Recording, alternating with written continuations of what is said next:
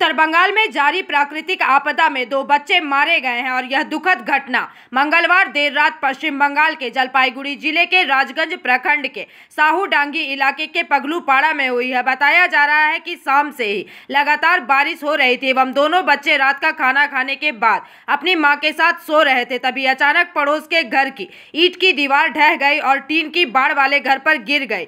दीवार के मलबे में दबकर दोनों बच्चे, जिनमें से एक 3 साल का था और दूसरा केवल 1.5 साल का था, उनकी मौके पर ही मौत हो गई। वहीं घटना की खबर मिलते ही पुलिस मौके पर पहुंच गई, लेकिन इस घटना के बाद से पूरे इलाके में मातम का माहौल छा गया है।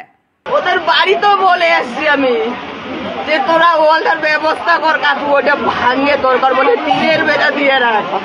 দেখ আমি বাচ্চা কাছে নিয়ে থাকি কাকু, আমি বারবার করি ওয়ালিং দিয়ে আসতেছি। যখন থেকে ঘরটা তুলছি বাবা তখন থাকি ওদেরকে আমি ওয়ালিং দিই, তবু আমাদের কথা আর গুরুত্ব দেয় না।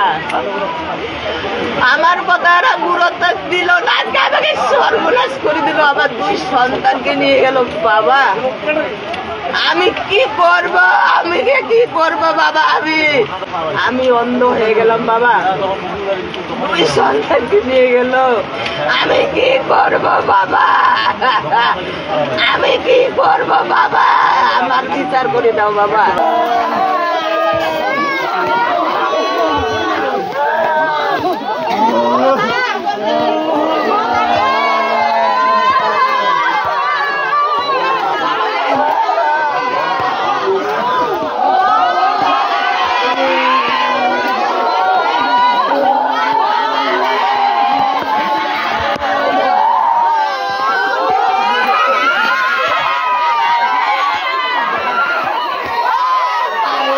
এই আপনাদের এলাকায় এত বড় একটা দুর্ঘটনা ঘটে গেল, কোথাও কি গাফিলতি দেখতে পাচ্ছেন?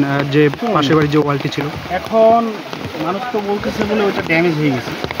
এখন আমরা তো জানি না, কিন্তু এখন দুর্ঘটনা ঘটে গেল। এখন সবাই বলবে যে অ্যাকচুয়ালি ড্যামেজ যদি হয়ে থাকে, ড্যামেজ তাহলে তো আজকে এত বড় ক্ষতিটা হইতো না।